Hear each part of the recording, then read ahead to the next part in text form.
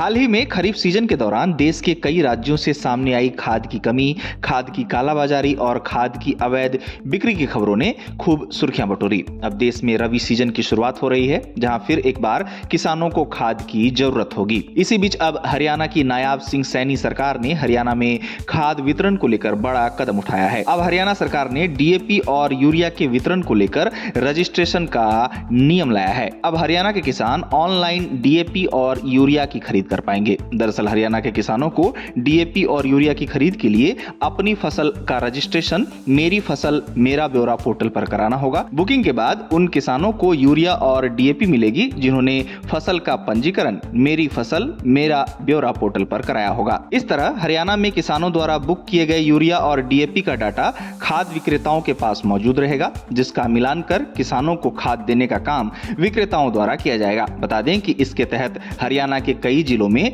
Urea और DAP की booking शुरू हो चुकी है। आशा जताई जा रही है कि इससे रबी सीजन में किसानों को खाद की कमी नहीं झेलनी होगी। साथ ही पात्र व्यक्ति के नाम पर दूसरा व्यक्ति उर्वरक सरकारी केंद्रों से नहीं ले पाएगा। हरियाणा में खाद की कमी की बात की जाए तो यहां कई क्षेत्रों में किसानों ने खाद की कमी की शिकायत की है। साथ ही शिकायत ये भी सामने आई है कि हरियाणा से जुड़े राजस्थान और उत्तर प्रदेश के जिलों के किसान भी अवैध तरीके से हरियाणा से खाद लेकर जा रहे हैं। अब इन शिकायतों के साथ ही खाद की कालाबाजारी पर नियंत्रण लगाने के लिए हरियाणा की नायाब सिंह सैनी सरकार ये व्यवस्था लेकर आई है। सरकार द्वारा यूरिया और डीएपी के वितरण को पारदर्शी बनाए रखने के लिए तय किया गया है कि खाद विक्रेता हर दिन के स्टॉक की जानकारी जिला कृषि अधिकारी के माध्यम से उपायुक्त को देंगे। हरियाणा में यूरिया और डीएपी के वितरण को लेकर सरकार ने साथ ही इस बात को भी स्पष्ट किया है कि किसानों को खाद का वितरण उनके पास मौजूद जमीन के हिसाब से ही किया जाएगा। बता दें कि हरियाणा में बड़ी मात्रा में रबी फसल की बुआई